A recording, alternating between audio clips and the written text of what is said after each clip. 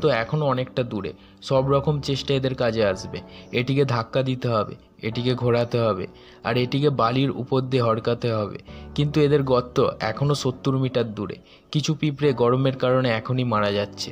তাড়াতাড়ি এদের আরও সাথীদের ডাকতে হবে। আর এখন গরমের জন্য এই মরুভূমিতে গরম হাওয়া চলছে, আর এই পিঁপড়েগুলোদের জন্য এটি একটি ভয়ঙ্কর ঝড়ের থেকে কিছু কম না। যত তাড়াতাড়ি হতে পারে এদের শিকারকে নিজেদের গর্তের মধ্যে নিয়ে যেতে হবে। উড়ন্ত বালি এদের গর্ত বন্ধ করে দিয়েছে, আর একটু সময় যদি এরা বাইরে থাকে তাহলে সবাই মারা পড়বে। একটি শেষ চেষ্টা। সব থেকে পিছনে থাকা সাথী গর্তের দিকে দৌড়ে আসে। অবশেষে জীবন বেঁচে গেল।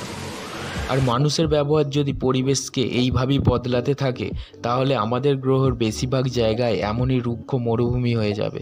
একা সাহারা মরুভূমি বিগত 100 বছরে ফ্রান্সের আকারের দ্বিগুণ আকার ধারণ করেছে।